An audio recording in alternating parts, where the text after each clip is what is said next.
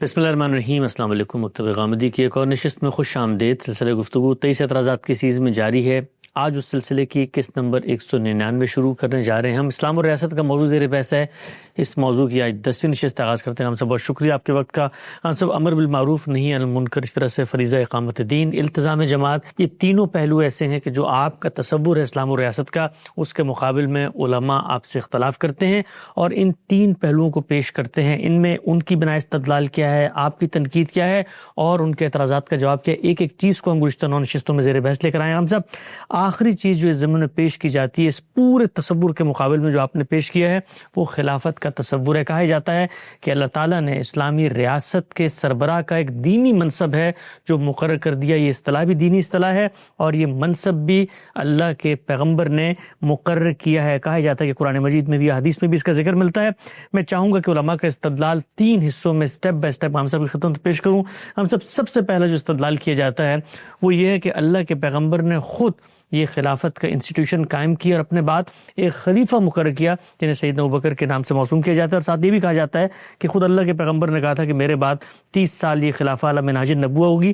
تو خلافت کا جو انسٹیٹیوشن ہے، یہ تو پیغمبر جب قائم کر کے گئے ہیں، تو اسلام اور ریاست کی اس پوری بحث میں آپ کے زیر بحث ہی نہیں آیا۔ خلافت تو ایک تعبیر ہے، اگر آپ اس کی حقیقت میں اتر کے دیکھیں تو وہ کیا چیز ہے؟ یہ کہ مسلمان ایک جمعیت کی صورت اختیار کر چکے ہیں۔ جب وہ ایک جمعیت کی صورت اختیار کر چکے ہیں تو فطری تقاضوں کے لحاظ سے ان میں ایک نظم اجتماعی پیدا ہو جائے گا۔ جب ان میں ایک نظم اجتماعی پیدا ہوگا تو اقتدار کی ضرورتوں کو پورا کرنے کے لیے وہ اپنے اولوالامر کا تقرر کریں گے۔ چنانچہ مسلمانوں کی ایک ریاست وجود میں آ جائے گی۔ یہ بالکل اسی طرح سے ہوا جیسے دنیا بھر میں ہوتا ہے۔ کسی قوم کے پاس اگر ایک خطہ ارض ہے، وہاں وہ پوری جمعیت کے ساتھ موجود ہے، اللہ تعالیٰ نے اگر ان کو یہ توفیق دی ہے کہ وہ نظم کے ساتھ رہ سکیں، تو پہلا قدم یہی اٹھائیں گے کہ وہ اپنے اندر ایک ریاست کو وجود پذیر کر دیں گے۔ اس وقت دنیا بھر میں یہی صورتحال ہے۔ میں نے بارہا یہ عرض کیا ہے کہ یہ انسان کی فطری ضرورتوں میں سے ہے۔ وہ جس طریقے سے کھاتا ہے، پیتا ہے، کاروبار کرتا ہے، معاش کی جدوجہد کرتا ہے، اپنی فطری ضرورتوں کو پورا کرنے کے لیے جیسے ہی شعور کو عمر کو پہنچتا ہے، ان سب سرگرمیوں کے لیے اپنے آپ کو پیش کر دیتا ہے۔ یہی صورتحال ریاست و حکومت کی ہے۔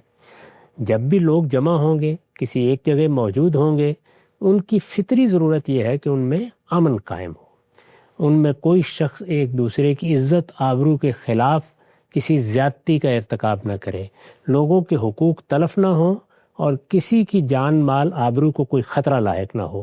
اس مقصد سے لوگ اپنے اندر نظم پیدا کرتے ہیں۔ وہ نظم قبیلے کی سطح پر بھی ہو سکتا ہے، وہ قدیم ریاستوں کی صورت میں بھی ہو سکتا ہے، وہ اس زمانے کی بڑی سلطنتوں کی صورت میں بھی ہو سکتا ہے، وہ قومی ریاستوں کی صورت میں بھی ہو سکتا ہے۔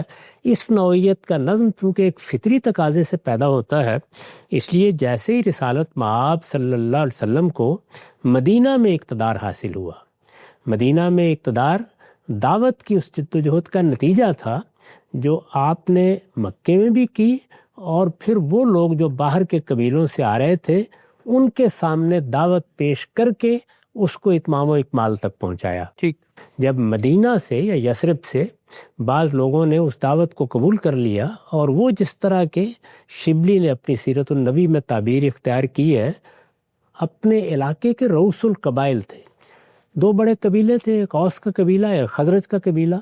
ان کے سرداروں نے، ان کے بڑوں نے جب رسالت مآب صلی اللہ علیہ وسلم کے ہاتھ پر اسلام قبول کر لیا، آپ کو یثرب آنے کی دعوت دی، تو اس کے معنی ہی یہ تھے کہ یثرب میں ایک خطہ ارض میسر آ گیا ہے، مسلمان اب وہاں منتقل ہو سکتے ہیں، ان کے اندر ایک جمعیت پیدا کرنے کا موقع پیدا ہو گیا ہے۔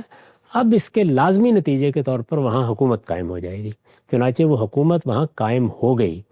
رسالت مآب صلی اللہ علیہ وسلم جب دنیا سے رخصت ہوئے ہیں تو اس وقت ایسا نہیں ہے کہ آپ کسی غار میں بیٹھے ہوئے تھے، ایک حکومت کی جو قائم ہو چکی تھی سربراہی فرما رہے تھے، اس کی سربراہ کی حیثیت سے آپ نے ذمہ داریاں انجام دی تھیں، اس میں جنگیں لڑی تھیں، اور رسالت مآب کی زندگی ہی میں اس کے حدود پورے جزیرہ نما عرب تک وسیع ہو گئے تھے۔ اب ظاہر ہے کہ آپ دنیا سے رخصت ہو رہے تھے تو آپ کو یہ بتانا تھا کہ میرے بعد کیا ہوگا۔ یعنی ایک آپ کی وہ شخصیت تھی جس میں آپ کو پیغمبر مانا گیا، جس میں آپ نے اللہ کی ہدایت لوگوں تک پہنچائی، اس ہدایت کی پیروی تو قیامت تک لوگوں نے کرنی ہے، لیکن جو نظم اجتماعی آپ کی قیادت میں وجود پذیر ہو گیا تھا اس میں اب کیا کرنا ہے۔ اس موقع پر آپ نے یہ تاکید فرمائی کہ اس وقت جو مسلمانوں کی مختلف جماعتیں ہیں ان میں سب سے بڑی جماعت قریش کی جماعت ہے۔ مہاجرین قریش ہیں جن کو اس سے پہلے بھی عرب میں اقتدار حاصل تھا اور مسلمان ہونے کے بعد بھی ان کی اس حیثیت میں کوئی تبدیلی نہیں ہوئی، اس لیے میرے بعد اقتدار قریش کو منتقل ہو جائے گا۔ یعنی انصار کے مقابلے میں آپ نے قریش کو ترجیح دی اور اس کی وجہ یہ بتائی کہ الناس تبع لقریش، لوگ قریش ہی کی پیروی کرتے ہیں، سیاسی معاملات میں وہ انہی کو اپنا رہنما اور قائد سمجھتے ہیں۔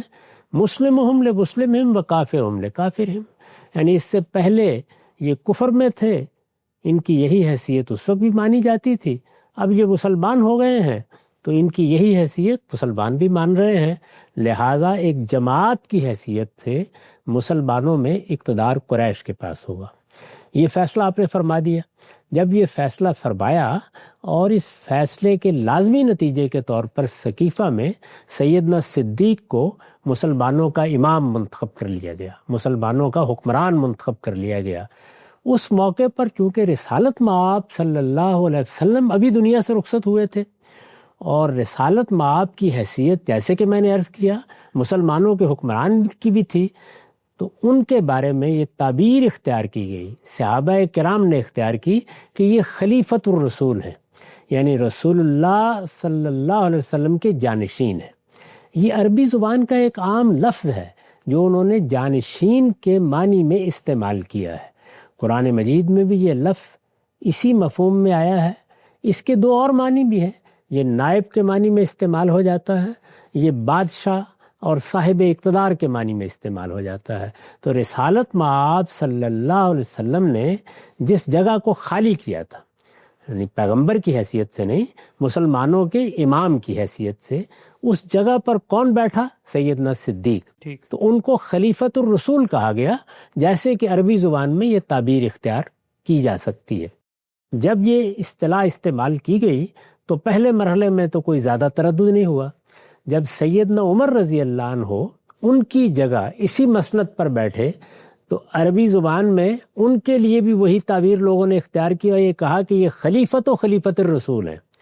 سیدنا عمر نے جب یہ دیکھا کہ یہ تو معاملہ بہت دور جائے گا، یعنی خلیفۃ و خلیفۃ ہی ہوتا رہے گا، تو انہوں نے فرمایا کہ اس سے بہتر یہ ہے کہ ہم امیر المومنین کا لفظ اختیار کر لیں۔ چنانچہ اس کے بعد مسلمانوں کے حکمران کے لیے امیر المومنین کا لفظ اختیار کر لیا گیا۔ اس طرح یہ بات بالکل واضح ہو گئی کہ نہ یہ کوئی دینی اصطلاح تھی، نہ پیغمبر کا قائم کردہ کوئی منصب تھا۔ دنیا میں جیسے حکومتیں قائم ہوتی ہیں اسی طرح حکومت قائم کرنے کا موقع ملا تو مسلمانوں نے بھی حکومت قائم کی۔ اسی طریقے سے رسالت مآب صلی اللہ علیہ وسلم نے پیغمبر کی حیثیت سے بھی اور مسلمانوں کے حکمران کی حیثیت سے بھی اپنی ذمہ داریاں انجام دی۔ جب آپ اللہ تعالیٰ کے بنائے ہوئے قاعدے کے مطابق دنیا سے رخصت ہوئے تو جس طرح جانشین مقرر کیے جاتے ہیں اسی طرح آپ کا جانشین مقرر کیا گیا۔ اس جانشین کو اگر ہم ہوتے تو رسول اللہ کا جانشین کہتے اپنی زبان میں، انہوں نے عربی زبان میں اس کے لیے خلیفہ کا لفظ موجود تھا، وہ استعمال کیا۔ جب تک وہ لفظ موضوع رہا استعمال کیا، وہ ناموضوع ہوا تو اس کو تبدیل کر کے امیر المومنین کا لفظ اختیار کر لیا۔ یہ پس منظر ہے۔ اس کی بنیاد پر یہ بات کیسے کہی جا سکتی ہے کہ رسالت مآب صلی اللہ علیہ وسلم نے کوئی خصوصی نظام جس کو خلافت کہتے ہیں وہ قائم کیا تھا، یا رسالت مآب صلی اللہ علیہ وسلم نے مسلمانوں کی حکومت کا نظم خلافت کے نام سے ان کو دیا تھا؟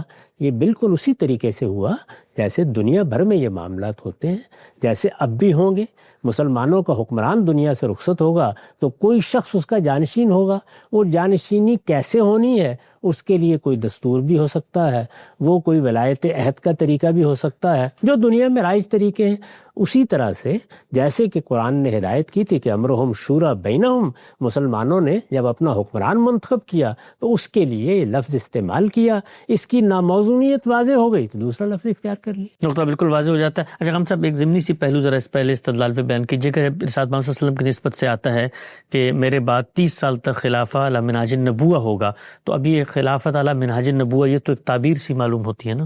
اس میں آپ نے یہ بتایا کہ میں نے جس طریقے سے حکومت کی ہے میرے جانشین بھی اسی طریقے سے حکومت کریں۔ اچھا، اس روایت پر میں اس وقت گفتگو نہیں کرتا کہ اس کی سند کی کیا نوعیت ہے، یہ کتنی قابل اعتماد ہے، اس پر بہت کچھ جرح ہیں، آپ جانتے ہیں۔ میں اس پوری بات کو اسی طرح قبول کر کے یہ کہتا ہوں کہ اس میں رسالت مآب صلی اللہ علیہ وسلم نے خود علی منہاج النبوہ کے الفاظ استعمال کیے اور اس طرح یہ بتایا کہ خلافت تو جانشینی ہے، وہ کسی بھی شخص کو حاصل ہو سکتی ہے۔ میرے بعد یہ جانشینی ان لوگوں کو حاصل ہوگی جو اپنی ذمہ داریاں پیغمبر کے قائم کردہ طریقے کے مطابق ادا کریں گے۔ اسی کو عربی زبان میں علی منہاج النبوہ کہا جاتا ہے، اور اسی پہلو کو سامنے رکھ کر بعد میں ہم نے راشدہ کی تعبیر اختیار کی، یعنی خود اپنی ذات میں خلافت کوئی دینی یا مذہبی چیز نہیں ہے۔ علی منہاج النبوہ یا راشدہ کے الفاظ اسی لیے اضافہ کیے جاتے ہیں۔ راشدہ کا مطلب یعنی جو ہدایت پر ہے، جس نے رشد کو اختیار کر لیا ہے، نیکی اور خیر کو اختیار کر لیا ہے۔ جب اس طرح کی حکومت قائم کی گئی تو اس کو خلافت راشدہ کہا گیا، یا وہ پیغمبر کے طریقے کی پیرو ہے تو اسے علی منہاج النبوہ کہا گیا۔ یہ اضافے خود بتا رہے ہیں کہ لفظ خلافت میں کوئی دینی مفہوم موجود نہیں ہے، وہ عربی زبان کا ایک عام لفظ ہے، چنانچہ اگر کوئی دینی پہلو اس میں پیدا کرنا ہے تو یہ اضافے کرنے پڑیں گے۔ نقطہ بالکل واضح ہو جاتا ہے۔ ہم سے جو پہلا استدلال تھا کہ رسالت محمد صلی اللہ علیہ وسلم نے خود ایک انسٹیٹیوشن قائم کیا ہے، واضح ہو جاتا ہے کہ امرہم شورا بینہم کے طرز پہ ہی رسول اللہ صلی اللہ علیہ وسلم کے بعد جس شخص نے حکمران بننا تھا وہ حکمران بنا اور اس کو خلیفہ قرار دے دیا گیا۔ اچھا ہم سب آگے بڑھاتے ہیں سلسلہ گفتگو کو۔ یہ جو آپ نے اس وقت پیشکش کی ہے اس کو اگر قبول کر لیں تو اس پر جو اگلا اعتراض ہے علماء کی جانب سے وہ یہ کہ اگر خلافت کوئی مذہبی انسٹیٹیوشن نہیں ہے، کوئی دینی اصطلاح نہیں ہے، تو پھر قرآن مجید نے متعدد مقامات پر خود خلیفہ کا لفظ کیوں استعمال کیا؟ اگر قرآن مجید میں ایک لفظ استعمال ہوا ہے تو گویا وہ تو دینی اصطلاح بن گئی۔ سورہ بقرہ میں آتا ہے، سورہ صاد میں آتا ہے، اس طرح سورہ نور کے اندر آتا ہے انی جاعل فی الارض خلیفہ ہے، سیدنا داؤد کو کام نے تمہیں خلیفہ مقرر کر دیا۔ اس طرح سے مومنین کو بشارت دی کہ لا یستخلفنہم فی الارض، زمین میں ہم پھر تمہیں خلافت عطا کر دیں گے۔ اگر خلافت دینی اصطلاح نہیں ہے جیسے آپ نے بتایا تو پھر قرآن مجید تو اس کو باقاعدہ خلیفہ کا نام لے کر بیان کرتا ہے۔ آپ کو یاد ہوگا کہ میں نے 2015 میں ایک مضمون لکھا تھا، اس میں نے یہ بتایا تھا کہ اسلام اور ریاست کے باہمی تعلق کو کس نظر سے دیکھنا چاہیے۔ اسلام اور ریاست ایک جوابی بیانیہ کے زیر عنوان یہ مضمون لکھا گیا تھا۔ اس میں نے اس موضوع پر بھی اپنی رائے بیان کی تھی، یعنی یہ خلافت کیا چیز ہے، اس کی دینی حیثیت کیا ہے۔ اس کے جواب میں بہت سے اہل علم نے مضامین لکھے، اسی میں ایک مضمون مولانا تقی عثمانی صاحب کا تھا۔ میں نے اس کے جواب میں پھر اپنے موقف کی مزید وضاحت کی۔ میں اس کا ایک حصہ آپ کے سامنے رکھ دیتا ہوں، اس سے بالکل واضح ہو جائے گا کہ اس باب میں کیا غلط فہمی بالعموم لوگوں کو لاحق ہوتی ہے۔ میں نے لکھا تھا اس میں شبہ نہیں کہ خلافت کا لفظ اب کئی صدیوں سے اصطلاح کے طور پر استعمال ہوتا ہے، یعنی ہمارے ہاں یہ اصطلاح بن چکی ہے۔ اس میں شبہ نہیں کہ خلافت کا لفظ اب کئی صدیوں سے اصطلاح کے طور پر استعمال ہوتا ہے، لیکن یہ ہرگز کوئی دینی اصطلاح نہیں ہے۔ یہ کوئی دینی اصطلاح نہیں ہے۔ دینی اصطلاحات رازی، غزالی، ماوردی، ابن حزم اور ابن خلدون کے بنانے سے نہیں بنتی، اور نہ ہر وہ لفظ جسے مسلمان کسی خاص مفہوم میں استعمال کرنا شروع کر دیں دینی اصطلاح بن جاتا ہے۔ یہ اللہ اور اس کے رسولوں کے بنانے سے بنتی ہیں۔ ہم جب کسی چیز کو کہتے ہیں یہ دینی اصطلاح ہے تو اس کی سند اللہ اور اس کے رسول سے ملنی چاہیے۔ بعد کے زمانوں میں مسلمانوں کے اہل فکر نے بہت سی اصطلاحات بنائی ہیں۔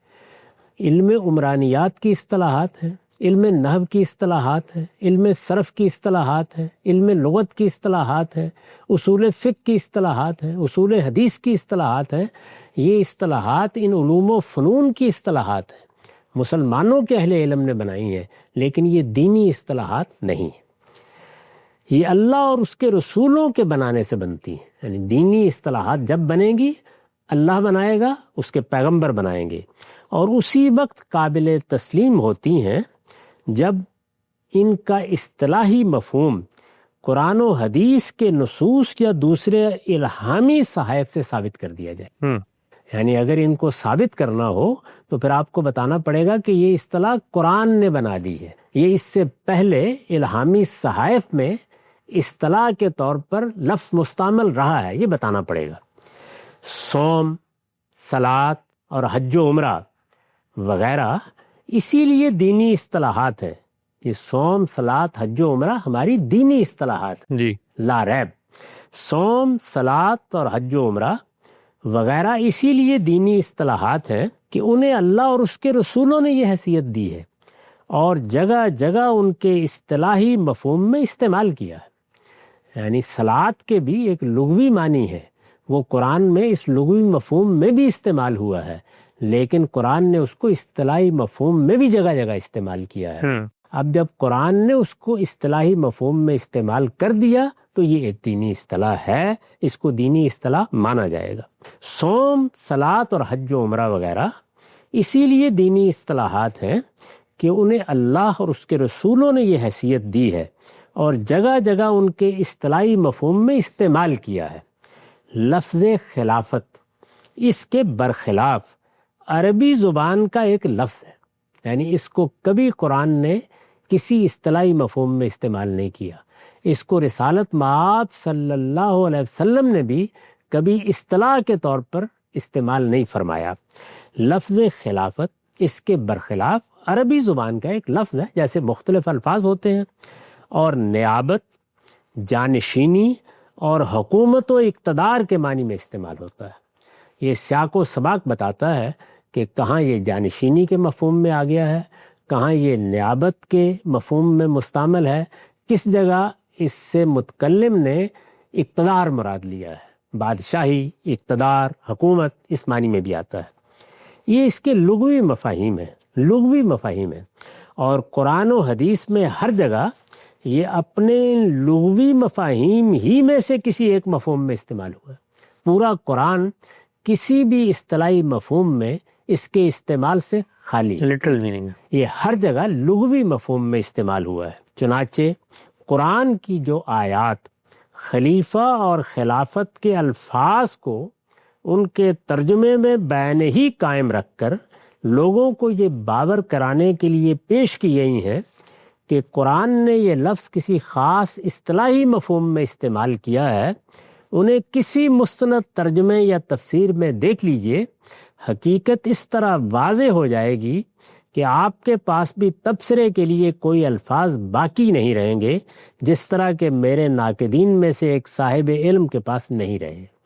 یعنی انہوں نے یہ کیا تھا کہ قرآن کی آیات نقل کی، وہی آیات جن کا آپ نے حوالہ دیا ہے، اور ان کا ترجمہ کرتے ہوئے ہر جگہ لفظ خلافت استعمال کیا۔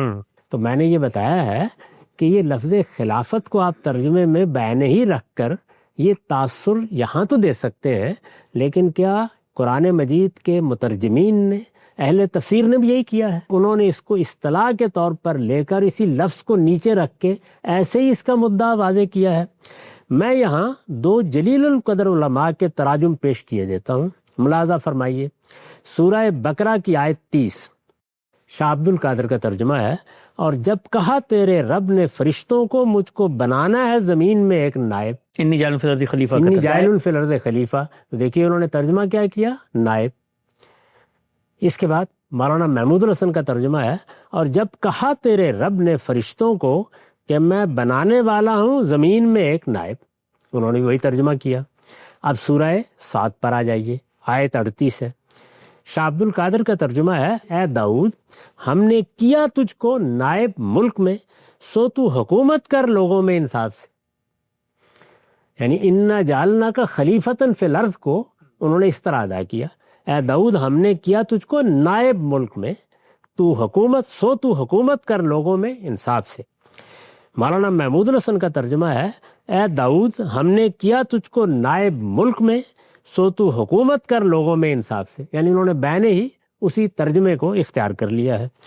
اب سورہ نور میں دیکھیے جہاں استخلاف کی آیت ہے اس کا کیا ترجمہ کیا ہے لوگوں نے۔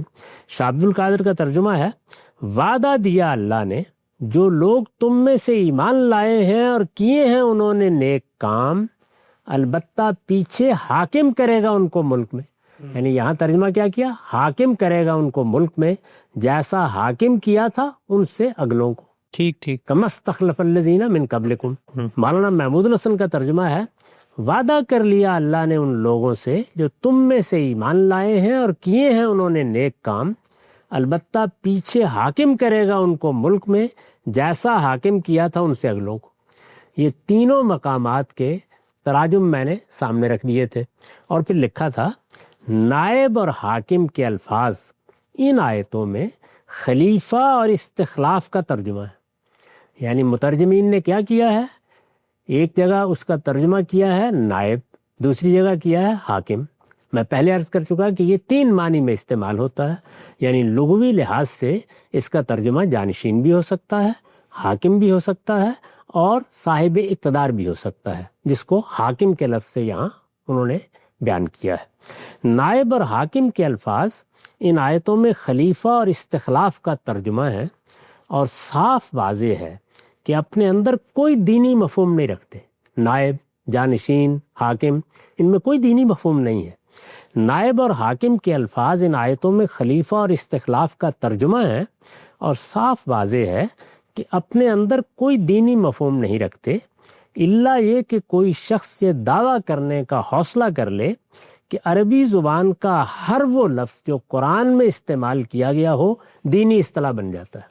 یعنی یہ دعویٰ کر کے کوئی آدمی یہ بات کہہ سکتا ہے، ورنہ عربیت کی روح سے زبان کے اسالیب کو سامنے رکھ کر کوئی آدمی بھی یہ بات کہنے کی جسارت نہیں کر سکتا۔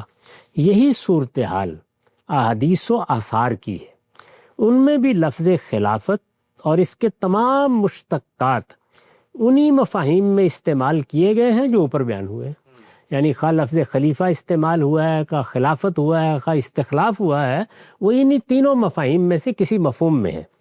یہاں تک کہ جانشین کے معنی میں لفظ خلیفہ خود اللہ تعالیٰ کے لیے بھی استعمال ہوا ہے، یعنی لفظ خلیفہ جانشین کے معنی میں اللہ تعالیٰ کے پیغمبر نے ایک روایت میں اللہ تعالیٰ کے لیے استعمال فرمایا ہے، لغوی مفہوم میں جیسے کہ استعمال کیے جاتے ہیں۔ یہی سبب ہے کہ ہدایت یافتہ حکومت یا نبوت کے طریقے پر حکومت، وہی علی منہاج النبوہ یا راشدہ، یہی سبب ہے کہ ہدایت یافتہ حکومت یا نبوت کے طریقے پر حکومت جیسے مدعا کو ادا کرنا مقصود ہو تو اس کے لیے یہ لفظ تنہا کافی نہیں ہوتا۔ دینی اصطلاح ہوتا تو تنہا کافی تھا، یہ لفظ تنہا کافی نہیں ہوتا، بلکہ اس کے ساتھ راشدہ اور علی منہاج النبوہ جیسی تعبیرات کا اضافہ کرنا پڑتا ہے۔ ہمارے علماء نے اسی طرح کی تعبیرات کو مقدر مان کر خلافت کو ایک اصطلاح بنایا ہے، علماء نے بنایا ہے۔ اس لحاظ سے یہ مسلمانوں کے علم سیاست اور عمرانیات کی ایک اصطلاح تو یقیناً ہو سکتی ہے، جیسے فقہ، کلام، حدیث اور اس طرح کے دوسرے علوم کی اصطلاحات ہیں، مگر دینی اصطلاح نہیں ہو سکتی۔ اللہ اور رسول کے سوا کسی کی ہستی نہیں ہے کہ وہ کسی لفظ کو دینی اصطلاح قرار دے، یہ انہی کا حق ہے، اور کسی لفظ کے بارے میں یہ دعویٰ کہ وہ دینی اصطلاح ہے انہی کے ارشادات سے ثابت کیا جائے گا، یہ ابن خلدون کے مقدمے سے ثابت نہیں کیا جا سکتا۔ کیونکہ ان لوگوں کے حوالے دیے گئے تھے تو اس لیے میں نے یہ بتایا ہے کہ ابن خلدون ہوں یا غزالی ہوں یا کوئی اور بڑے سے بڑا عالم وہ اصطلاح بنا سکتا ہے، لیکن وہ اصطلاح اس علم کی اصطلاح ہوگی، وہ مسلمانوں میں رائج ایک اصطلاح قرار دی جائے گی، اس کو دینی اصطلاح نہیں کہا جا سکتا۔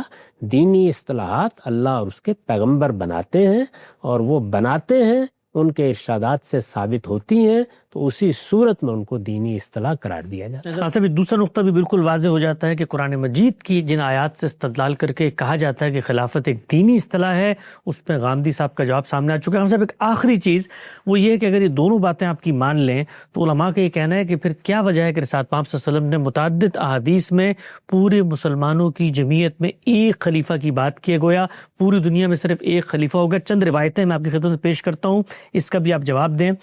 ارشاد فرمایا، جو شخص تمہارے پاس آئے اور تم ایک شخص کے خلیفہ پر متحد ہو اور وہ تمہارے درمیان اتحاد کو توڑنا چاہیے، تمہاری جماعت میں تفرقہ ڈالنا چاہے تو اسے قتل کر دو۔ اس طرح ایک اور جگہ پہ ارشاد فرمایا، مسلم کی حدیث ہے، جب دو خلیفوں کے لیے بیعت لی جائے تو ان میں سے ایک دوسرے کو قتل کر دے گا۔ اور آخری روایت زمین میں پیش کی جاتی ہے، جس نے کسی امام کی بیعت کی اور اس کے ساتھ ہاتھ اور دل سے وفاداری کا عہد لیا تو جہاں تک اس کی استطاعت ہو اس کی اطاعت کرے، اگر کوئی دوسرا آ کر اس سے خلافت چھیننے کی کوشش کرے تو اس دوسرے کی گردن مار دو۔ اگر یہ پوری کی پوری بات جو آپ نے بیان کی وہ درست ہے تو پھر اللہ کے پیغمبر کہہ رہے ہیں ایک خلیفہ ہونا چاہیے، اس کا مطلب خلافت کے بارے میں کچھ دینی ہدایت تو آ گئی سامنے۔ یہ روایات اس وقت بھی پیش کی گئی تھیں جب علماء نے میرے نقطہ نظر پر تنقید کی۔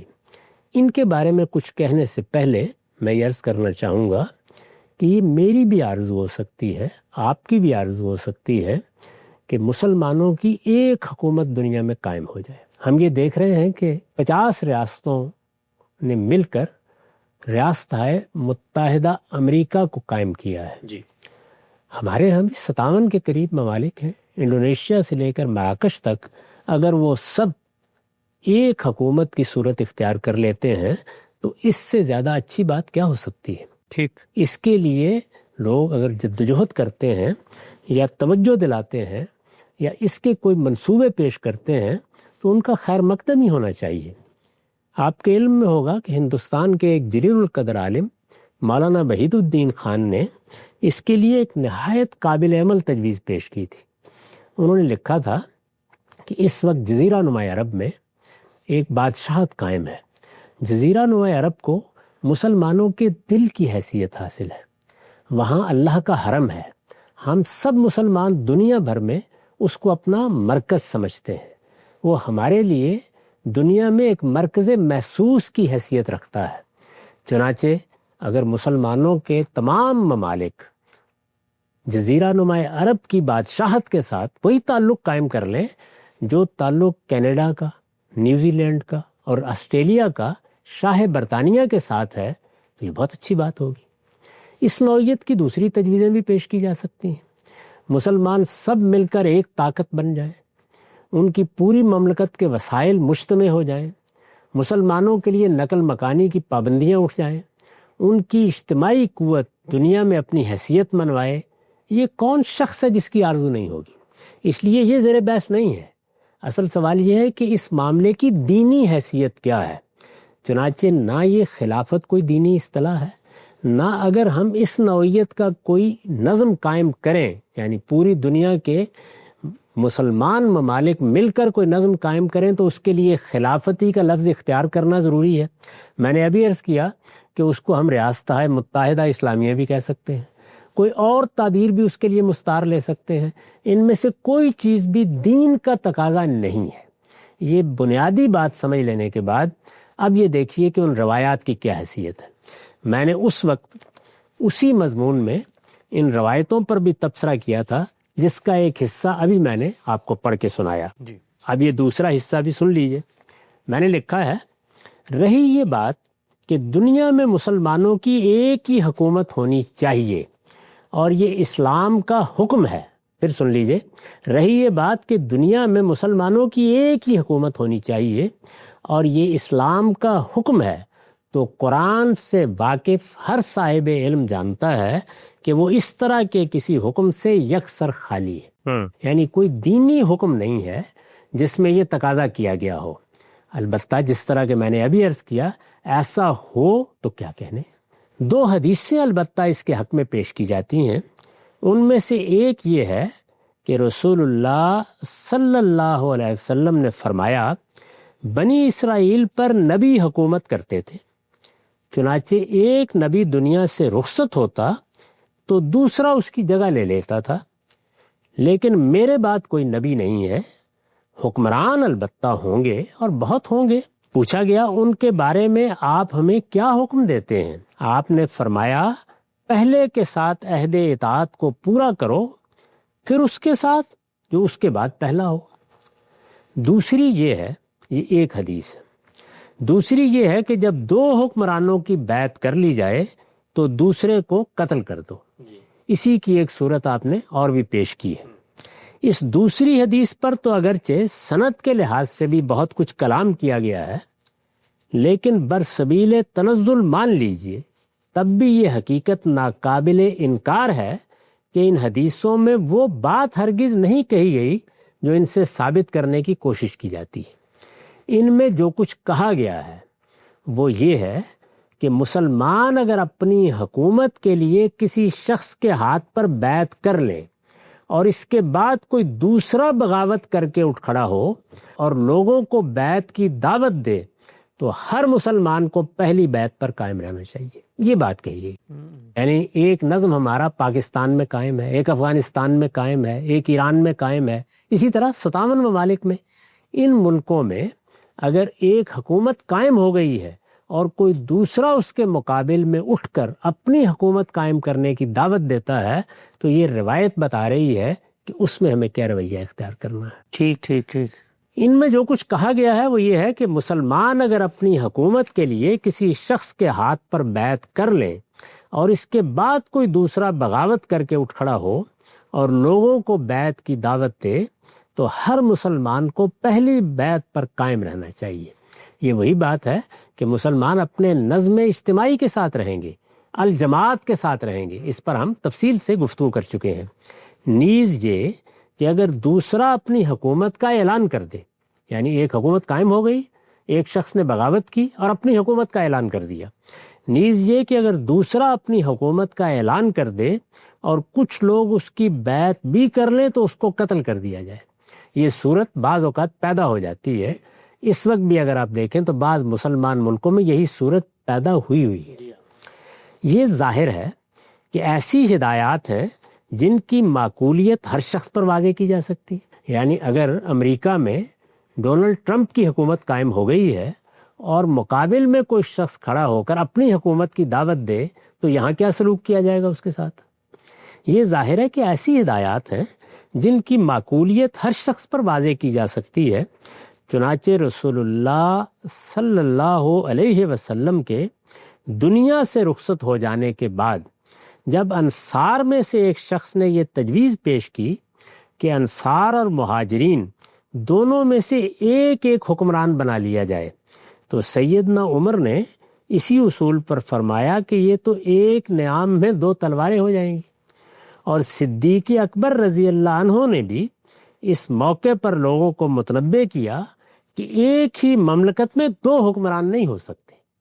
یہ مدعا ہے، اس لیے کہ اس کا نتیجہ یہی نکلے گا کہ سخت اختلافات پیدا ہو جائیں گے، صلاح کے بجائے فساد بڑھے گا، پورا نظم منتشر ہو کر رہ جائے گا، اور رسول اللہ صلی اللہ علیہ وسلم نے لوگوں کو جس طریقے پر چھوڑا تھا اس کی جگہ یہ بدعت لے لے گی کہ ایک ہی مملکت میں دو لوگ حکومت کر رہے ہوں گے۔ ان روایتوں کی نسبت، دونوں روایتوں کی، ان روایتوں کی نسبت اگر خدا کے پیغمبر کی طرف صحیح ہے تو آپ نے جو کچھ فرمایا وہ یہی تھا۔ یعنی یہ ہدایت کی گئی تھی کہ جب مسلمانوں کی ایک حکومت قائم ہو جائے تو پھر اس میں اختلال پیدا کرنا، پھر اس کے مقابلے میں اٹھنا، پھر اس کو درہم برہم کرنے کی صحیح کرنا، یہ ناجائز ہے اور یہ فساد فی الارض ہے، یہ حرابہ ہے۔ جو لوگ اس کا ارتکاب کریں انہیں موت کی سزا دی جا سکتی ہے، یہ فرمایا تھا آپ نے۔ ان سے یہ بات کسی منطق سے بھی برآمد نہیں کی جا سکتی کہ اسلام نے اپنے ماننے والوں کو دنیا میں ایک ہی حکومت قائم کرنے کا حکم دیا ہے۔ یعنی یہ ان روایات میں بات سرے سے بیان ہی نہیں ہوئی۔ جو حکومت بھی قائم ہو جائے اس حکومت میں کوئی انتشار پیدا نہیں کرنا چاہیے، ٹھیک، اس میں بغاوت اور مفارقت کا طریقہ اختیار نہیں کرنا چاہیے۔ وہ الجماعت ہے، اس کے ساتھ رہنا چاہیے۔ اس کو اگر کوئی شخص توڑنے کی کوشش کرتا ہے تو ان روایتوں میں بھی جن پر ہم بحث کر چکے ہیں یہی کہا گیا تھا کہ ماتا میتتن جاہلیہ، یہ جاہلیت کی موت ہوگی۔ ان سے یہ بات کسی منطق سے بھی برآمد نہیں کی جا سکتی کہ اسلام نے اپنے ماننے والوں کو دنیا میں ایک ہی حکومت قائم کرنے کا حکم دیا ہے، اور اسلام کے داعی اگر کبھی امریکہ، برطانیہ یا دنیا کے کسی دوسرے ملک میں لوگوں کی اکثریت کو مشرف با اسلام کرنے میں کامیاب ہو جائیں تو ان احادیث و آثار کی روح سے وہ اپنے ملک میں اپنی الگ حکومت قائم نہیں کر سکتے، اور اگر کریں گے تو گناہ گار ہوں گے، جس طرح کہ اس وقت 50 کے قریب ممالک کے مسلمان ہو رہے ہیں۔ یعنی یہ حکم نہیں دیا گیا کہ اگر کسی جگہ کے لوگ مسلمان ہو جائیں، دور دراز کے علاقے میں اپنی حکومت قائم کریں تو ان کو یہ حق حاصل نہیں ہے۔ حکومتیں لوگ اپنی قائم کریں، بہت اچھی بات ہے کہ سب مل کر ایک حکومت بن جائیں، یہ بھی بہت اچھی بات ہے کہ اس کے لیے ہم اپنی اصطلاح استعمال کر لیں، یعنی خلافت کی اصطلاح، لیکن ان میں سے کوئی چیز بھی دین کا حکم نہیں ہے۔ دین یہ تقاضا کر رہا ہے کہ جب ایک حکومت قائم ہو جائے گی، جب مسلمانوں کا نظم اجتماعی وجود میں آ جائے گا، اس کو پھر اختلال میں مبتلا نہیں کیا جا سکتا، یہ بات کہی گئی ہے۔ علماء کو متنبہ رہنا چاہیے کہ خدا کے دین میں جو بات جتنی ہو اسے اتنا ہی رکھا جائے۔ یہ کسی عالم اور فقیہ اور محدث کا حق نہیں ہے کہ وہ لوگوں کو ایک ایسی بات کا مکلف ٹھہرائے جس کا مکلف ان کے پروردگار نے ان کو نہیں ٹھہرایا۔ اللہ تعالیٰ نے یہ ذمہ داری نہیں ڈالی تو پھر علماء کا بھی یہ کام نہیں ہے۔ چنانچہ میں نے لکھا ہے اور ایک مرتبہ پھر دہرا رہا ہوں کہ جن ملکوں میں مسلمانوں کی اکثریت ہے ان کی ایک ریاست ہائے متحدہ کا قیام ہم میں سے ہر شخص کی خواہش ہو سکتی ہے، اور ہم اس کو پورا کرنے کی جدوجہد بھی کر سکتے ہیں، لیکن اس خیال کی کوئی بنیاد نہیں ہے کہ یہ اسلامی شریعت کا کوئی حکم ہے جس کی خلاف ورزی سے مسلمان گناہ کے مرتکب ہو رہے ہیں۔ چنانچہ اس موقع پر جب یہ بحث ہوئی تھی تو میں نے بار بار توجہ دلائی تھی کہ مسلمانوں کے ہاں تو پہلی صدی کے بعد ہی ان کی 2 حکومتیں قائم ہو گئی جی، ہسپانیہ کی دولت امویہ اور بغداد کی دولت عباسیہ۔ کسی نے بھی کبھی نہیں کہا کہ یہ کوئی گناہ کا کام ہو گیا ہے۔ وہ حکومت بھی اپنی جگہ صدیوں قائم رہی اور یہ حکومت بھی اپنی جگہ صدیوں قائم رہی۔